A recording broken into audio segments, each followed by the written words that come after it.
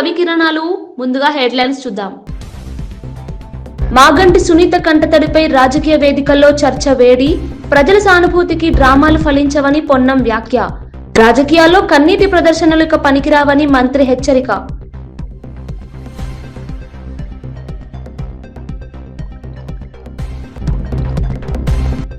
విశాఖలో గూగుల్ ఒప్పందం నా జీవితకి గర్వకారణమన్న చంద్రబాబు.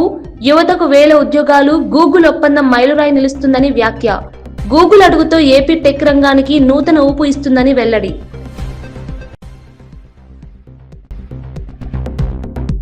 పరకామణి దొంగతనంపై భానుప్రకాష్ రెడ్డి ఘాటు హెచ్చరిక. సీసీ ఫుటేజ్ ఎక్కడా, భక్తులు సమాధానం కోరుతున్నారని వ్యాఖ్య. భక్తుల విశ్వాసం దెబ్బతీసే చర్యలపై తక్షణ చర్య డిమాండ్.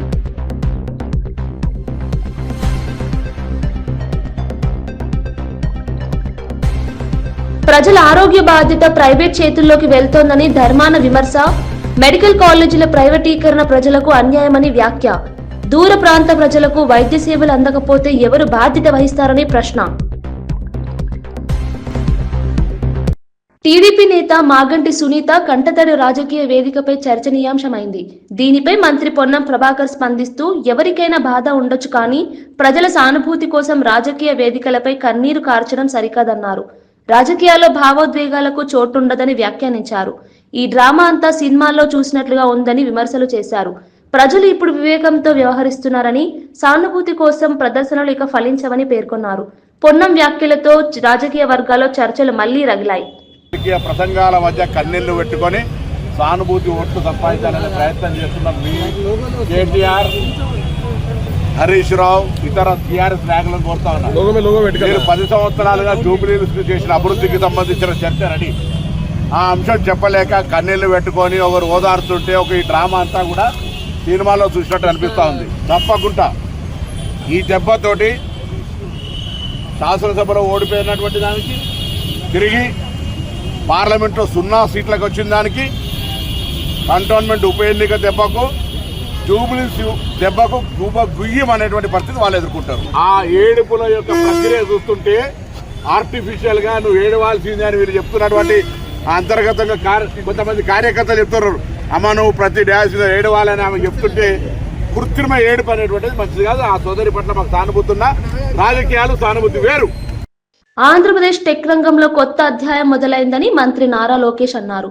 గూగుల్ క్లౌడ్ తో రాష్ట్ర ప్రభుత్వం ఒప్పందం చేసుకోవడం చారిత్రాత్మక ఘట్టమని పేర్కొన్నారు. డిజిటల్ ఇన్నోవేషన్, ఆర్టిఫిషియల్ ఇంటెలిజెన్స్ రంగాల్లో ఏపీ ముందంజల్లో ఉంటుందని తెలిపారు. గ్లోబల్ కంపెనీలతో కలిసి పనిచేయడం ద్వారా యువతకు కొత్త అవకాశాలు కలుగుతాయని అన్నారు. గూగుల్ వంటి సంస్థలు రాష్ట్ర అభివృద్ధికి మైలురాయిగా నిలుస్తాయని లోకేష్ పేర్కొన్నారు. ఏపీని టెక్నాలజీ హబ్ గా తీర్చిదిద్దేందుకు ప్రభుత్వం కృషి చేస్తోందని తెలిపారు. Senior ministers have given me clear guidance that we have to skill up, we have to embrace AI, we have to look at revamping our curriculum, getting our youngsters ready for the next wave of opportunities. India has been the beneficiary of the IT education in the past. We have seen the Y2K revolution transform cities like Hyderabad and Bangalore. And now we're going to see that AI revolution transforming the next wave of cities, if I may. And that's where education plays a very, very important role. And the Honorable Chief Minister has always understood it. That's why education and IT is under one minister. And the idea is to marry these two and ensure that these result in tangible outcomes in the field level. CM Chandrababu మాట్లాడుతూ, Google విశాఖలో అడుగుపెట్టడం తన రాజకీయ జీవితంలో ఒక పెద్ద విజయమని పేర్కొన్నారు. గతంలో హైదరాబాద్ లో హైటెక్ సిటీని అభివృద్ధి చేసినట్లే ఇప్పుడు విశాఖని ఐటీ హబ్ గా తీర్చిదిద్దుతామని తెలిపారు. ఈ ఒప్పందం ఆంధ్రప్రదేశ్ టెక్ రంగానికి కొత్త ఊపును ఇస్తుందని చెప్పారు. రాష్ట్ర యువతకు వేలాది ఉద్యోగ అవకాశాలు కలుగుతాయని ఆశాభావం వ్యక్తం చేశారు.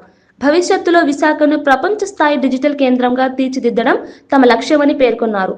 గూగుల్ పెట్టుబడులు రాష్ట్ర అభివృద్ధికి మైలురాయిగా నిలుస్తాయని అన్నారు. Google has come to Visakhapatnam. We are very happy. According to me, we are in an inspiring time. Technology is matured. I have seen once line telephones. That is how we used to do lightning call. We used to take 1 week or 10 days or never matured. That were the days. Now Even everybody is having a smartphone. మంత్రి కొండా సురేఖ మాట్లాడుతూ Congress party ఎల్లప్పుడూ ప్రజల అభిప్రాయాల ప్రకారమే నిర్ణయాలు తీసుకుంటుందని తెలిపారు. ప్రజాస్వామ్య పద్ధతిలోనే స్థానిక సంస్థల ఎన్నికలు కూడా జరుగుతాయని చెప్పారు. డీసీసీ అధ్యక్షుల వ్యవహారంలో ఏఐసీసీ ఆదేశాల మేరకే పరిశీలకులు రాష్ట్రానికి వచ్చినట్లు వెల్లడించారు. ప్రజా సమస్యలను పరిష్కరించడమే తమ ప్రభుత్వ ధ్యేయమని పేర్కొన్నారు. కాంగ్రెస్ ప్రభుత్వం తీసుకుంటున్న ప్రతి నిర్ణయం ప్రజల మేలు దిశగా సాగుతుందని చెప్పారు. రేవంత్ రెడ్డి నాయకత్వంలో తెలంగాణ అభివృద్ధి దిశగా ముందుకు సాగుతోందని సురేఖ వ్యాఖ్యానించారు. పార్టీ ముందుకు నడుస్తుంది. అదే క్రమంలో మొన్న youth elections, state youth elections కూడా మీరు చూశారు. అది డెమోక్రటిక్ వేలో యూత్ ను కూడా ఎలక్షన్ కూడా జరగడం జరిగింది. అదే పద్ధతిలో ఈరోజు మన అబ్జర్వర్ గారిని కూడా ఎందుకు పంపించారు అంటే, ఇక్కడ డిసిసి అధ్యక్షులను కూడా మరి ప్రజల కోరిక మేరకు, ప్రజల అభిష్టం మేరకు పనిచేసే వాళ్ళని, వాళ్ళ ఇష్టపడ్డ వాళ్ళని ఈరోజు నామినేట్ చేయడానికి, వారు ఏఐసిసి పంపడానికి ఇక్కడికి వారు రావడం జరిగింది. ముఖ్యంగా పార్టీని ఇంకా బలోపేతం చేయడానికి. ఎందుకంటే ఇప్పుడు లోకల్ బాడీ ఎలక్షన్స్ ఉన్నాయి, రాబోయే కార్పొరేషన్ ఎలక్షన్స్ ఉన్నాయి. ఇవన్నీ కూడా జరగాలి. మళ్ళీ ఇంకా పార్టీల్లో ఎక్కువ మెజారిటీతో మళ్ళీ గెలవాలి అంటే తప్పనిసరిగా గ్రాస్ రూట్ నుంచి కూడా కార్యకర్తలను మళ్ళీ వాళ్ళను ఉత్సాహపరుస్తూ ముందుకు నడిపించాల్సిన నాయకత్వం ఉండాల్సిన అవసరం ఉన్నది. ఇప్పటికే నాయన రాజేందర్ రెడ్డి గారు కానీ, స్వర్ణక్క కానీ, మరి వరంగల్లో ఇటు హన్మకొండ వాళ్ళ అధ్యక్షతన మంచి ఆర్గనైజేషన్ తోటి ముందుకెళ్తూ అందరినీ కూడా ఉత్సాహపరుస్తూ ముందుకు వెళ్తా ఉన్నారు.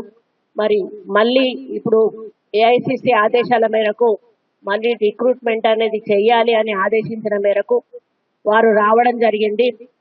జేసీ ప్రభాకర్ రెడ్డి, కమ్మ సంఘం నేత కాకల రంగనాథ్ల మధ్య వివాదం తీవ్రతరం అయింది.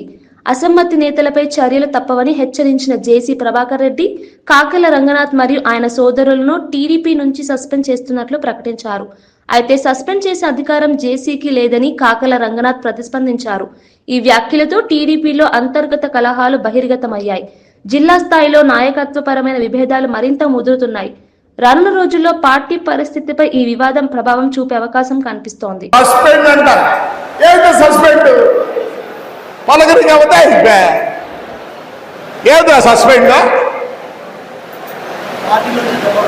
ఏడు పార్టీలోంచి ఇది మన ఊరు, మన కాన్స్టిట్యున్సీ. ఎవరినో సస్పెండ్ చేయాలి, గిస్పెండ్ చేయాలంట. క్వశ్చన్ సస్పెండ్ కాదు, ఎక్కువ మాట్లాడితే ఇంకో విధంగా ఉంటుంది, ఇంకో విధంగా ఉంటుంది. జాగ్రత్త ఉండండి. ఏదో మీ చిన్న ఆయన చెప్పినట్లు, కోళ్ళ ఫారం రంగయ్య చెప్పినట్లు ఏది నువ్వు కూడా అందరికి ఇవ్వాల్సిన అప్పులు ఇస్తే, నువ్వు ఇవ్వాల్సిన అప్పులు అందరికి ఇస్తే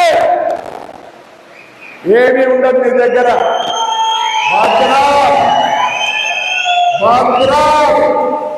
మళ్ళీ చెప్తున్నా భద్రం.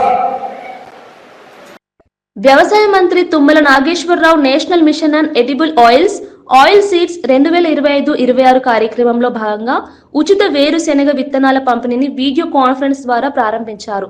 రాష్ట్ర వ్యాప్తంగా నాణ్యమైన విత్తనాలను 100% సబ్సిడీతో అందజేస్తున్నట్లు తెలిపారు. నూనె గింజల ఉత్పత్తి పెంపుతో రైతుల ఆదాయాన్ని పెంచడమే ప్రభుత్వ లక్ష్యమని చెప్పారు. తెలంగాణను నూనె గింజల ఉత్పత్తిలో స్వయం సమృద్ధి దిశగా తీసుకెళ్లేందుకు ప్రభుత్వం కట్టుతడి ఉందని మంత్రి పేర్కొన్నారు.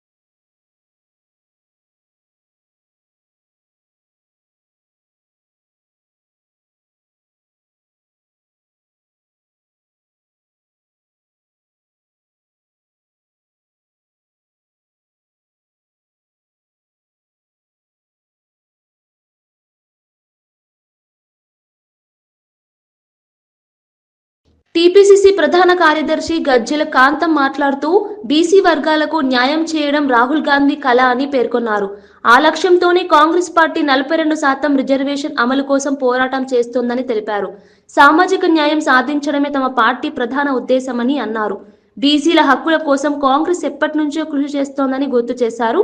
రిజర్వేషన్ వ్యవస్థ ద్వారా వెనుకబడిన వర్గాలు సమాన అవకాశాలు పొందుతాయని పేర్కొన్నారు. రాహుల్ గాంధీ చూపించిన దిశలో తెలంగాణ కాంగ్రెస్ కట్టుబడి ముందుకు సాగుతుందని గజ్జెల కాంతం స్పష్టం చేశారు. అనే లక్ష్యంతో ముందుకు పోతున్నాడు. ఈ దేశంలో బీసీలు 60% బీసీలు ఉన్నారు. బీసీల జనాభా నిష్పత్తి ప్రకారము వాళ్లకు రిజర్వేషన్లు అమలు చేయాలనేటువంటి లక్ష్యంతో మా రాహుల్ గాంధీ గారు ముందుకు పోతున్నాడు.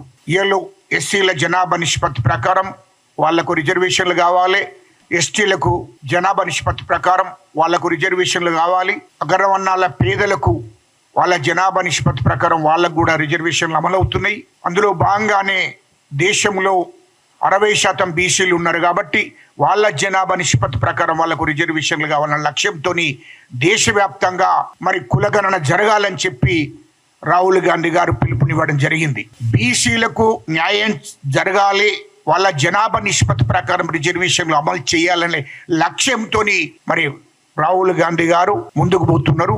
ఈలో రాష్ట్ర ముఖ్యమంత్రి రేవంత్ రెడ్డి గారు ఎస్సీలకు సామాజిక న్యాయం జరిగింది, ఇటు ఎస్టీలకు కూడా సామాజిక న్యాయం జరుగుతుంది.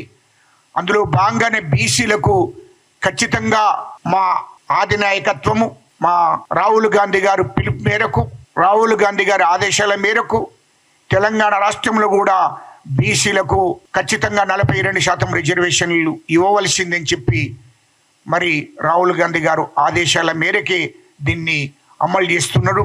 అయితే ఇక్కడ కులగణన ఏడించడం జరిగింది. మా ముఖ్యమంత్రి రేవంత్ రెడ్డి గారు కులగణన వేయించి మరి కమిషన్ వేయడం జరిగింది. కమిషన్ ద్వారా రిపోర్ట్ తెప్పించుకోవడం జరిగింది.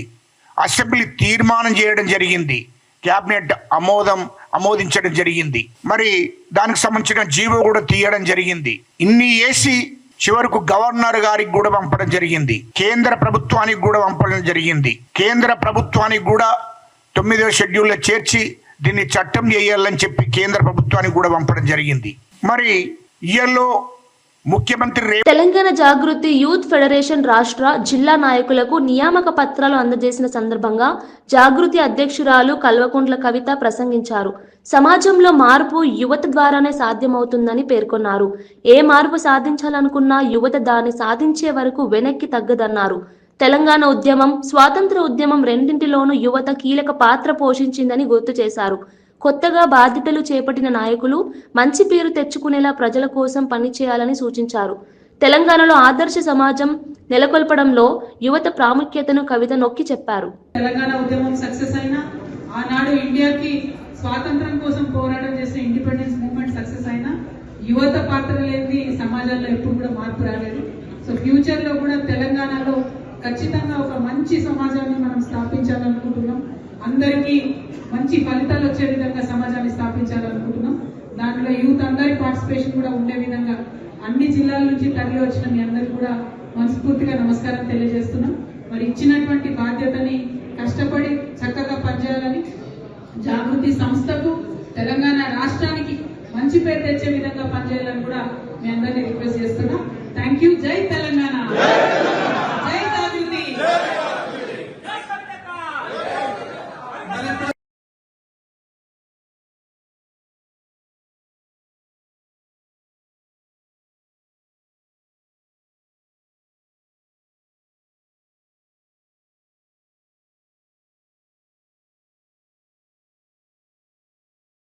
జనసేన పీఓసీ గూడూరు వెంకటేశ్వర్లు తీవ్ర ఆవేదన వ్యక్తం చేశారు.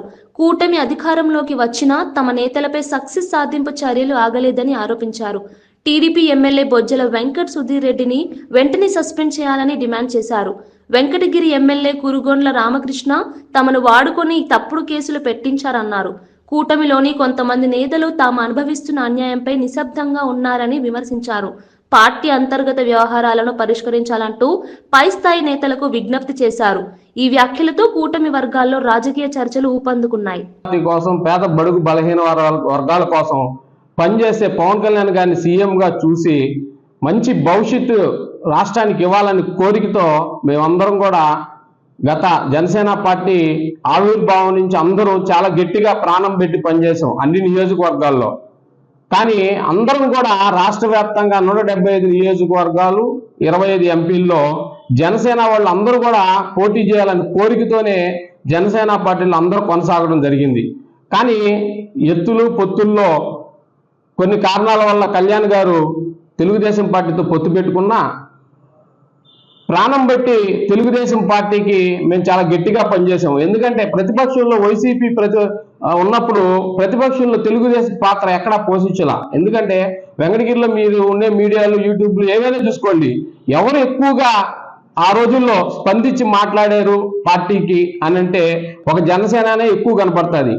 ఎందుకంటే ఆ విధంగా వైసీపీ మీద ఆ పరిపాలన వస్తే మళ్ళా రాష్ట్రం అధోగతి పాలైపోద్దని చెప్పి ఉద్దేశంతో మాకు నచ్చినా నచ్చకపోయినా మా నాయకుడు అధినాయకుడు ఒక గౌరవిస్తూ మాటను గౌరవిస్తూ మేము జనసేన పార్టీ తెలుగుదేశానికి చాలా అండగా పనిచేయడం జరిగింది. కానీ ఎప్పుడైతే అధికారంలోకి వచ్చిందో ఫస్ట్ నుంచి పనిచేసిన మమ్మల్ని అందరికీ ఎలక్షన్ టైంలో మమ్మల్ని పక్కన పెట్టుకొని ఎలక్షన్ అయిపోయిన తర్వాత రాష్ట్ర వ్యాప్తంగా జనసేన సెకండ్ క్యాడర్ ఏదైతే ఉందో ఫస్ట్ క్యాడర్ ఏదైతే ఉందో వాళ్ళందరినీ చాలా రకాలుగా ఇబ్బందులకు గురి చేస్తున్నారు. ఎందుకంటే ఒక కాళాస్త్రి విషయమే తీసుకోండి, వాళ్ళు అమెరికాలో సాఫ్ట్వేర్ జాబ్ చేసుకుంటూ పవన్ కళ్యాణ్ గారి భావజాలం నచ్చి జనసేన పార్టీలోకి వస్తే ఒక ఎమ్మెల్యే బొజ్జల సుధీర్ రెడ్డి గారు ఆ విధంగా ప్రవర్తించడం చాలా దారుణమైన విషయం. అదేవిధంగా వెంకటగిరిలో కూడా అదే పరిస్థితి. జనసేన అంటే గూడూరు వెంకటేశ్వర్లు అంటే జనసేన అనే ఇదిలో మేము కూడా టికెట్ రేసులో ఉన్నాం. కానీ ఏదో ఏ రోజు నువ్వు ప్రతిపక్ష పాత్ర పోషించిన వాళ్ళు ఒక కమ్యూనిటీ పరంగా నీకు టికెట్ కేటాయించి ఉండొచ్చు, మేము దానికి కాదు. మాజీ మంత్రి ధర్మాన ప్రసాదరావు ప్రభుత్వం ప్రజల విద్య ఆరోగ్య బాధ్యతలను ప్రైవేట్ చేతుల్లోకి వదిలేస్తోందని తీవ్రంగా విమర్శించారు. మెడికల్ కాలేజీలను ప్రైవేటు సంస్థలకు అప్పగించడం ప్రజలపై అన్యాయమన్నారు. మెడికల్ కాలేజ్ అంటే కేవలం కాలేజ్ కాదు, ఆసుపత్రి కూడా అని గుర్తు చేశారు. దూర ప్రాంతాల ప్రజలు ఆరోగ్య సేవలు పొందే అవకాశాలను ప్రభుత్వం తగ్గిస్తోందని ఆవేదన వ్యక్తం చేశారు. ప్రజల నుండి పన్నులు వసూలు చేసే ప్రభుత్వమే ఆరోగ్య సేవల బాధ్యత తీసుకోవాలని అన్నారు. ప్రజల సంక్షేమం కంటే వ్యాపార ప్రయోజనాలను ప్రాధాన్యమిస్తున్న ఈ విధానం సరికాదని ధర్మాన విమర్శించారు. కొన్ని బోధనాసుపత్రులు, కొన్ని హాస్పిటల్స్, వైద్యం అంతా ప్రైవేట్ పరం చేసేటువంటి నిర్ణయం తీసుకున్నారు. ఇది రాజ్యాంగ విరుద్ధమైంది. రెండవది, మనలాంటి ఆర్థిక స్థితిగతులు కలిగినటువంటి ప్రజలకు చాలా పెద్ద భారమైనటువంటి నిర్ణయం అని ఈ సందర్భంగా మనం చేస్తున్నాం. గడిచిన కొన్ని రోజులుగా రాష్ట్రం అంతా ఈ చర్చ నడుస్తూ ఉంది. విద్యార్థుల్లోనూ తల్లిదండ్రుల్లోనూ గట్టిగా పనిచేసినాయి, నిలబడగలిసినాయి, ప్రజల తరఫున భరోసా ఇవ్వగలిసినాయి. ప్రైవేట్ ఆసుపత్రులు ఎన్ని మనం విజిలెంట్గా ఉన్నప్పటికీ, ప్రభుత్వ అధికారులు ఉన్నప్పటికీ, ప్రైవేట్ ఆసుపత్రి అనేది ఆదాయం కోసం పెట్టుకున్నది కనుక ప్రజల నుంచి కరోనా భయాన్ని చూపించి దోపిడీ చేసే కార్యక్రమం దేశంలోనే జరిగిపోయింది. రాష్ట్రంలోనే కాదు, రాష్ట్రంలోనే జరిగింది, దేశంలోనూ కూడా జరిగింది. అంటే ఆనాడున్నటువంటి ప్రభుత్వ ఆసుపత్రుల్ని గట్టిగా పనిచేయించగలిసినాం కనుక కొంతవరకైనా ఆంధ్రప్రదేశ్లో మనం తట్టుకోగలిసినాం. ఐఏఎస్ అధికారులని ప్రతి హాస్పిటల్కి ఇన్ఛార్జీల కింద పెట్టి భోజన వస్తువులకు అవసరమైనటువంటి ధనాన్ని ఇచ్చి చాలా విజిలెంట్గా ఉండడం వల్ల కొంతైనా నిరోధించగలిసినాం. కానీ అల్టిమేట్గా దేశంలోని ప్రజలు ఎలాంటి అభిప్రాయానికి వచ్చారంటే, వైద్యం అనేది వదిలేశారు, గాలికి వదిలేశారు. ప్రజల ఆరోగ్యం అనేది కాన్స్టిట్యూషనల్ రైట్, ఇది నీ విధి, నీ అత్యంత ప్రాథమికమైనటువంటి నీ తాలూకు బాధ్యతల్లో ఇదొక బాధ్యత. ప్రజల తాలూకా ఆరోగ్యాన్ని కాపాడడం అనేది నీ బాధ్యత. అది చేయలేకపోతే మరి ప్రభుత్వాలు ఎందుకు? మిగతావన్నీ మీరు చేస్తారా లేదా అనేది సెకండరీ. విద్యకు సంబంధించి, ఆరోగ్యానికి సంబంధించి ప్రాథమికంగా ఉండేటువంటి బాధ్యతను కూడా మీరు స్వీకరించకపోతే ఎలాగా? దానికి వ్యతిరేకంగా నిర్ణయాలు చేస్తుంటే ఎలాగా? 50% సీట్స్ 15,000 రూపాయల ఫీజుతో విద్యార్థి చదువుకునేటట్టుగా, అదే 35% కోటా సీట్లు 15 లక్షల ఫీజు చెల్లించేటట్టుగా మధ్యతరగతికి, ఎన్ఆర్ఐ కోటా కింద ఉన్నటువంటి 15%వి 20 లక్షలు చెల్లించేటట్టుగా, హాస్పిటల్ మెయింటెనెన్స్కి ఇబ్బంది లేకుండా ఆ ప్రాంతంలో ఉండేటువంటి ప్రజలకు వైద్యం అందుబాటులో వచ్చేటట్టుగా ఒక విశాలమైన ప్రయోజనాన్ని ఆశించి ఈ హాస్పిటల్ని రూపకల్పన చేయడం జరిగింది. కాలేజ్ అని అంటారు. కాలేజ్ అసలు కాదు. ఆ కాలేజ్ ఎక్కడవుతుంది? మనం ఎప్పుడూ ఎరగనటువంటి ఒక మారుమూల ప్రాంతం, అక్కడికి వెళ్తుంది. అది కాలేజేనా? కాదు, ఆసుపత్రి. విద్యార్థులకి, వైద్య విద్యార్థులకు బోధనతో సహా ఒక సమగ్రమైన ఆసుపత్రి అందుబాటులోకి తెస్తున్నాం. ఆ విధంగా మనం చూడాలి. దాన్ని మీరు ప్రైవేట్ పీపుల్కి ఇస్తామంటే ప్రైవేట్ పీపుల్ ఎందుకు మీరు ఇచ్చేస్తుంటారో చెప్పండి. ఈ భారం మేము మొయ్యలేము అనే కదా మీరు చెప్పేది. ప్రభుత్వం ఎక్కడ చేయగలదు అనేటువంటి మాట కదా. ప్రభుత్వం చేయదు అన్నప్పుడు ప్రైవేట్ పీపుల్కి దేనికి ఇస్తుంటారు మీరు? వాళ్ళు చేయగలరని ఎలాగనుకుంటున్నారు? అంటే మీరు జనం దగ్గర డబ్బు వసూలు చేసుకోండి అని చెప్తున్నారు. 85 సంవత్సరాల తర్వాత కూడా మారుమూల ప్రాంతానికి ఒక బోధన ఆసుపత్రి వస్తే అది కూడా మనం ఇవ్వలేని దిక్కుమాలిన పరిస్థితులు ఉంటే ఎలా? మాజీ మంత్రి సీదిరి అప్పలరాజు ఆంధ్రప్రదేశ్లో నకిలీ మద్యం సమస్యపై మండిపడ్డారు. రాష్ట్ర ప్రజల ప్రాణాలతో చంద్రబాబు ప్రభుత్వం ఆటలాడుతోందని ఆరోపించారు. ఆయన అనుచరులు కోట్లాది రూపాయలు సంపాదించుకుంటూ ప్రజల ప్రాణాలను ప్రమాదంలోకి నెట్టుతున్నారని అన్నారు. నకిలీ మద్యం సరఫరా వ్యవహారంపై ప్రభుత్వం కఠిన చర్యలు తీసుకోవాలని డిమాండ్ చేశారు. ప్రజల ప్రాణాల కంటే లాభాలకే ప్రాధాన్యమిస్తున్న నాయకత్వం సిగ్గుపడాలని పేర్కొన్నారు. ప్రజలు ఈ మద్యం మాఫియాను తిప్పికొట్టి నిజమైన మార్పు తీసుకురావాలని అప్పలరాజు పిలుపునిచ్చారు. నకిలీ మద్యం తయారు చేసి, నకిలీ లేబుల్ అంటించి, నాణ్యమైనటువంటి మద్యం పేరిట రాష్ట్ర వ్యాప్తంగా అన్ని షాపుల్లో కూడా సరఫరా చేస్తూ ప్రజల ఆరోగ్యాన్ని ఏ మాదిరి గుల చేస్తా ఉన్నారో మనందరం చూస్తా ఉన్నాం. ఒకరు గమనించాలా, గతంలో జగన్మోహన్ రెడ్డి గారు ఉన్నప్పుడు ప్రభుత్వాలే షాపులు మెయింటైన్ చేస్తున్నప్పుడు చాలా ఖచ్చితంగా నోటిఫైడ్ డిస్టిలరీస్ నుండి నోటిఫైడ్ బ్రాండ్స్ సరఫరా చేస్తూ ప్రజల ఆరోగ్యానికి గ్యారంటీ ఇచ్చినటువంటి సందర్భం. మరి ఈరోజు ఏది? ఎక్కడుంది ప్రజల ఆరోగ్యానికి భద్రత? ఎక్కడుంది మందు తాగే వాళ్ళకి ఇది నాణ్యమైనదా నకిలీదా అన్నటువంటి భరోసా ఎక్కడుందని నేను అడుగుతా ఉన్నాను నేను. మరి దీని ముఖ్యమంత్రి గారు కానీ ఇతరత్ర నాయకులు కానీ ఎవరు సమాధానం చెప్తారు? ఎన్ని వేల ప్రాణాలు పోయి ఉంటాయి ఈ 16 నెలల్లో ఒకసారి గమనించమని ప్రజలందరినీ కోరుతా ఉన్నాను. వైసీపీ వాళ్ళే నకిలీ మద్యాన్ని అలవాటు చేశారట. సిగ్గు లజ్జ ఉండాలంటే మాటలు మాట్లాడడానికి, బుర్రా బుద్ధి ఉండాలంటే మాటలు మాట్లాడడానికి స్వయంగా ఎమ్మెల్యేగా పోటీ చేసినటువంటి మీ అభ్యర్థి దీనికి సూత్రధారుడైతే దాన్ని కూడా మీరు వైఎస్ఆర్ కాంగ్రెస్ పార్టీకి అంటగడతా ఉన్నారంటే అది మీ దివాలా కోరుతనానికి నిదర్శనం అని చెప్పి సందర్భంగా తెలుగుదేశం నాయకులకు నేను చెప్పదలుచుకున్నాను. నేను నకిలీ మద్యం ఒక ముఠా అయితే వేల కోట్లు దందా జరుగుతూ ఉంటే పలాస నియోజకవర్గంలో మరో రకమైనటువంటి అదనపు దందా జరుగుతూ ఉంది.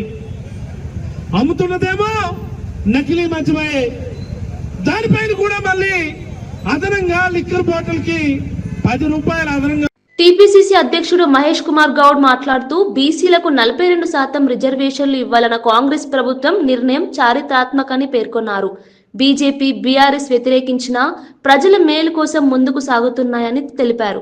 హైకోర్టు తీర్పు బాధాకరమని, న్యాయం కోసం సుప్రీంకోర్టులో స్పెషల్ లీవ్ పిటిషన్ దాఖలు చేసినట్లు వెల్లడించారు. బీసీ వర్గాల హక్కుల కోసం కాంగ్రెస్ పార్టీ చివరి వరకు పోరాడుతుందని చెప్పారు. రాహుల్ గాంధీ ఆలోచనల ప్రకారం సామాజిక న్యాయం సాధించేందుకు ప్రభుత్వం కట్టుబడి ఉందని పేర్కొన్నారు. సుప్రీంకోర్టు నుంచి న్యాయం జరుగుతుందని గౌడ్ విశ్వాసం వ్యక్తం చేశారు.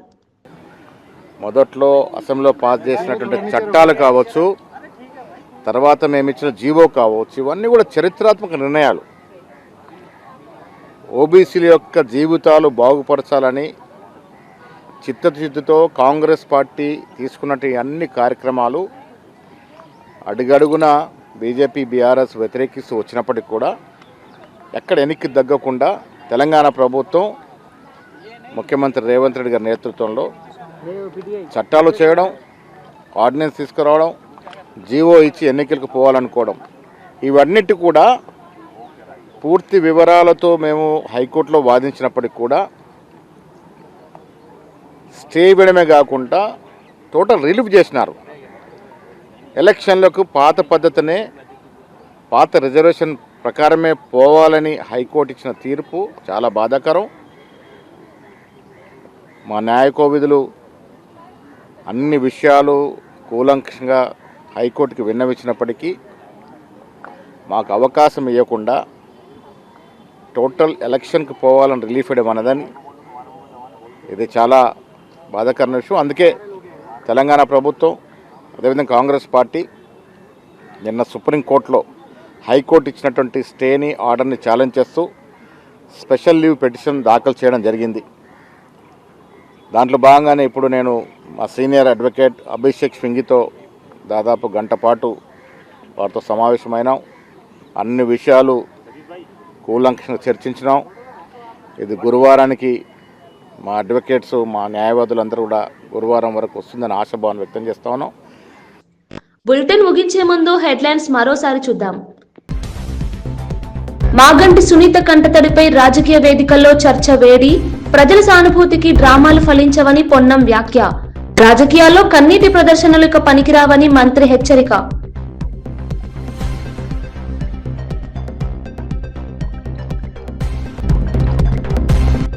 విశాఖలో గూగుల్ ఒప్పందం నా జీవితకి గర్వకారణమన్న చంద్రబాబు, యువతకు 1000 ఉద్యోగాలు, గూగుల్ ఒప్పందం మైలురాయి నిలుస్తుందని వ్యాఖ్య. గూగుల్ అడుగుతో ఏపీ టెక్ రంగానికి నూతన ఊపు ఇస్తుందని వెల్లడి.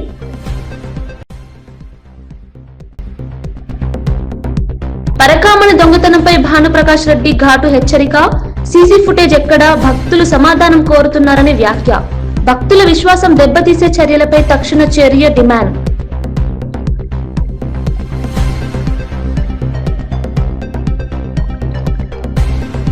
ప్రజల ఆరోగ్య బాధ్యత ప్రైవేట్ చేతుల్లోకి వెళ్తోందని ధర్మాన విమర్శ.